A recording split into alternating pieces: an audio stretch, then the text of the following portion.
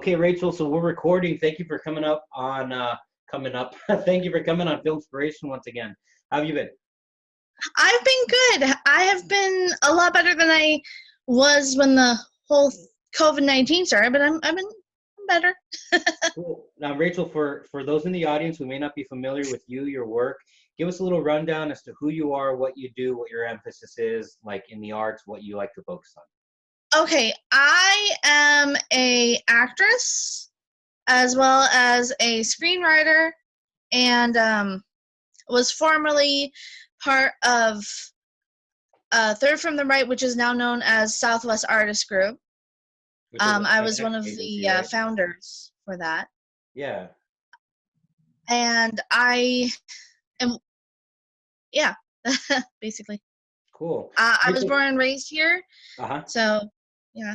So I'm a little bit more familiar with, the cultures, the different. It's like a great big melting pot here in Tucson. So. That is one of the beautiful things about our town is just how many different types of people there are and projects going on, I think, as a result of that. Rachel, Mhm. so let's jump into it. Obviously, the big elephant in the room that's been there for all of us has been COVID-19 and how it's affected our lives as artists, as filmmakers, actors, and actresses.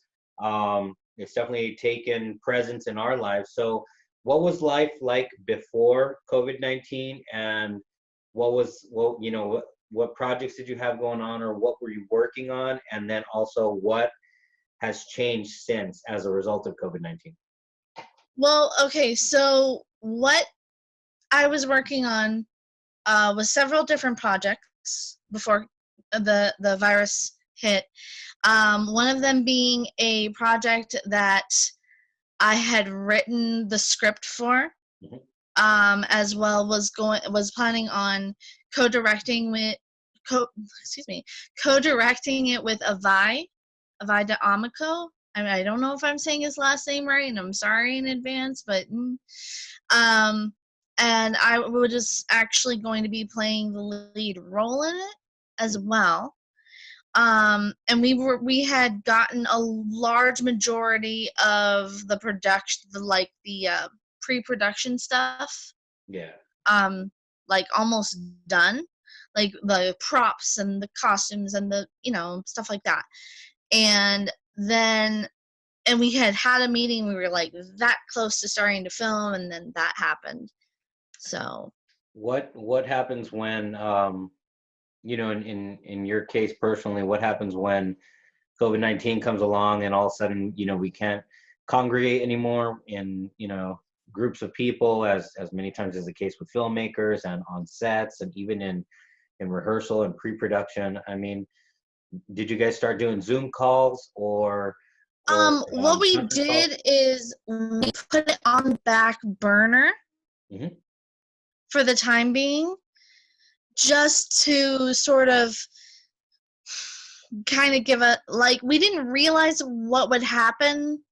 Like, we were like, okay, we'll like meet up in another month or something, and then as it gets progressively worse, we're putting it on the back burner we're not completely giving up on it, but we're like putting it on the back burner for the time being. And he actually has something that we're basically going to end up doing not instead, but he started sort of a cartoony like thing and asked me if I was interested in possibly doing a voice acting role in it, and or like script writing or something like that.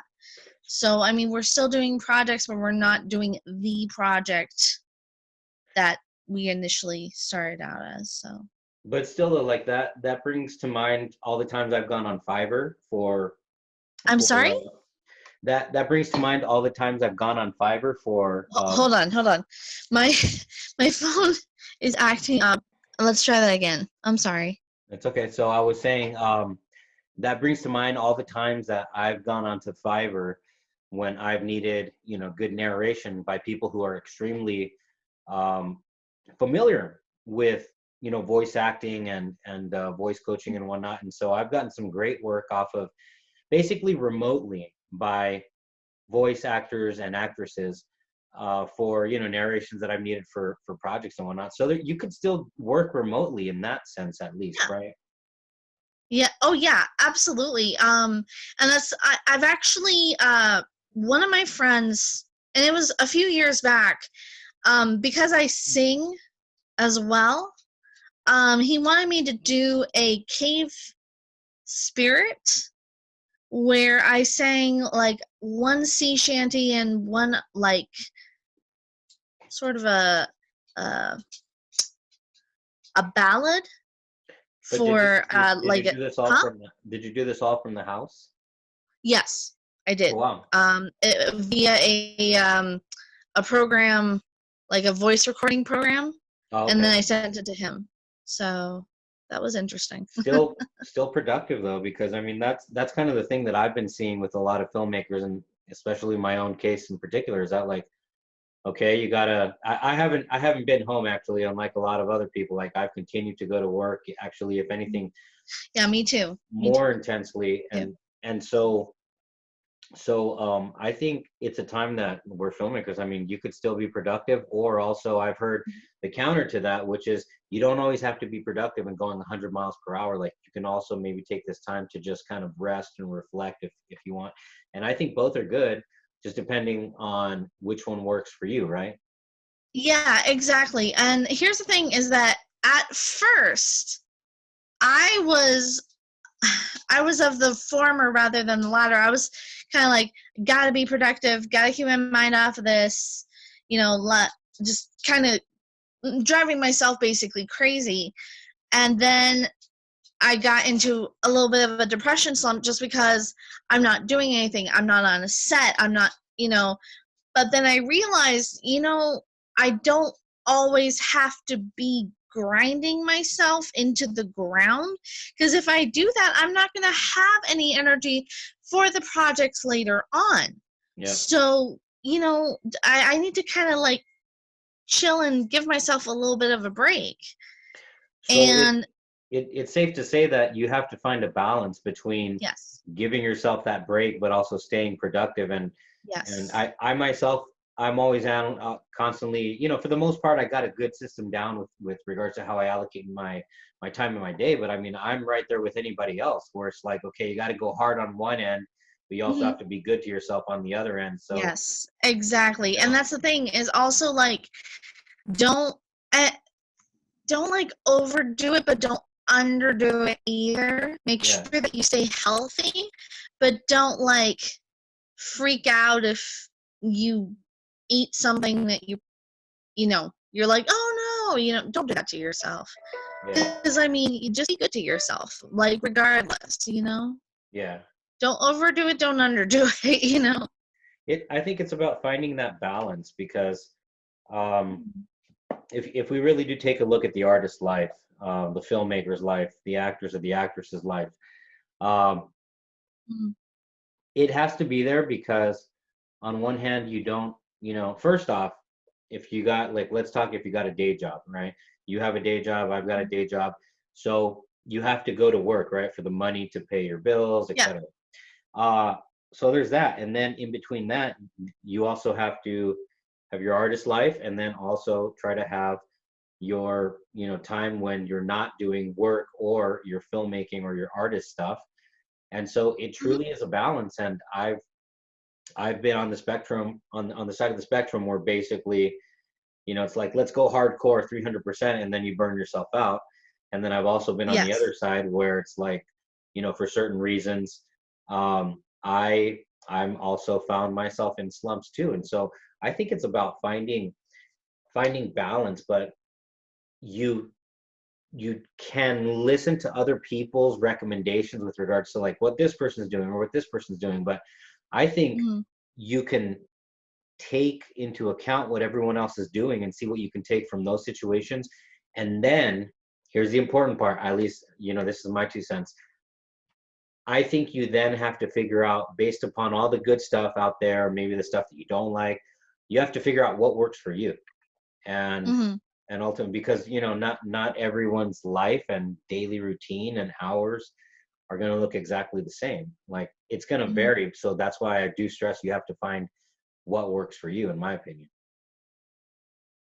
Absolutely, yeah. I agree with you. And that's the thing is I'm still trying that's the sad thing. I'm still trying to figure out that balance because I work 40 hours a week Yeah. and then I try to get the energy to still do arty stuff as well as do like physical exercise and you just kind of keep my spirits up. Ow. I sprained my wrist, so I'm trying to I gesticulate a lot and I just realized, yeah, don't do that. That kind of hurts. Ouch. um but yeah, it's just you have to find a balance in order to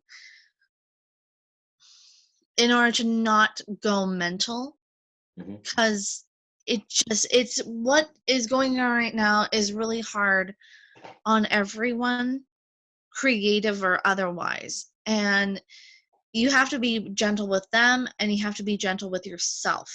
If you Yeah. push yourself too hard, like you said, even without the COVID-19, you're going to push yourself into a burnout, and that's not, That's true. you That know. and I And especially like the part where you mentioned even before all of this, COVID-19 and social distancing and quarantining. I mean, the need for that balance was still there, and I had found my balance for the most part. Rachel, what are your work hours? Just out of curiosity.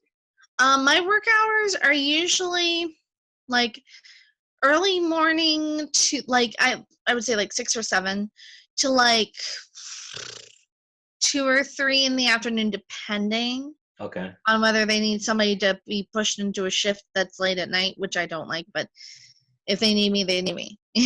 So my this as I was explaining to you off camera earlier in the day, my shift is different this week. I'm working the extremely early morning shift for the morning show.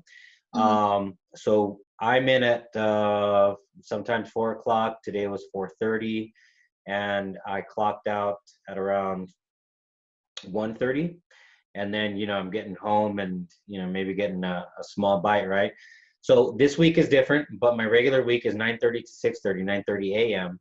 And so let's talk about balance for a moment, because back in, good God, my late teens, my 20s, and frankly the majority of my 30s, Mhm. I used to be able to work all day, come home, have dinner, and then afterwards maybe wash the dishes, walk the dogs, and then still sit down to edit. And obviously things change the older we get. My body must have changed, my brain.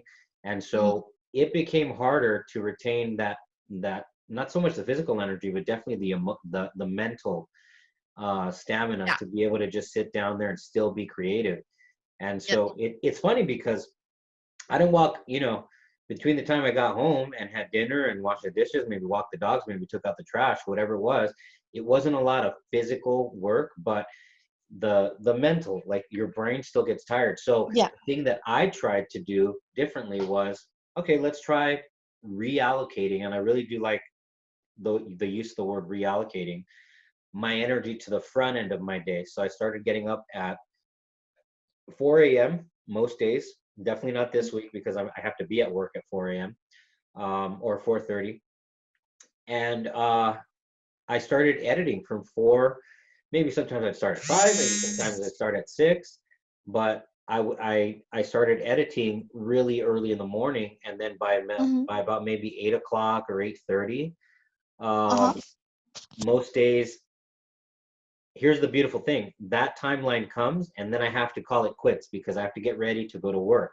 Whereas if I was Mhm. editing on the back end of my day, then it'd be, I'd be editing a movie. Oh, just one more cut, just one more edit, just one more thing, and you get that flow and that rhythm, and then all of a sudden it's like, and this has happened to me tons of times before, 3 or 4 or 5 in the morning, and you haven't slept a wink, and you're just like, crap, and I still have to go to work, and that's no good when you go to sleep, Yeah. when you go to work half dead. So what I did in my case was I just reallocated the creativity to literally the very early front end of my day, to where my brain was fresh, my energy was fresh. Yes, it takes a little bit of time to get, maybe a few weeks, maybe a few months to get used to, but there's that. And then yes, you have to bang out that cup of coffee, and it takes you maybe 10 minutes for you to not snap out of it, but snap into it.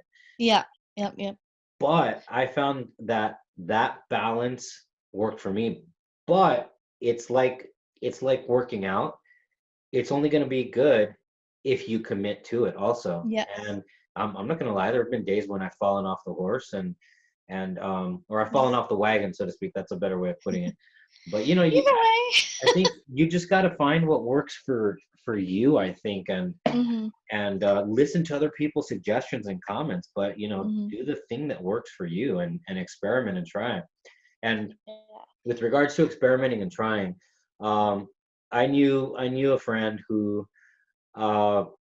his whole thing was, well, if he has to tweak and then retweak and retweak and retweak, whether if it was a financial budget or a script or trying to restructure his day, like everything I just described, this person would basically see it as starting over, like he's been like all the previous times had been failures, when really no, they've just been exactly that.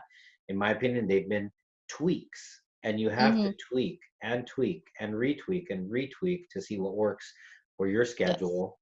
Because I refuse to give up, and that's how all we have is getting made. It's not pretty, not the movie, but the process of oh yeah, pinching my eyeballs open with coffee and Clockwork Orange. yeah, like it's exactly like that. I mean, it's not pretty, but it's happening. But you gotta listen to what other people are doing, but then figure out what works for you.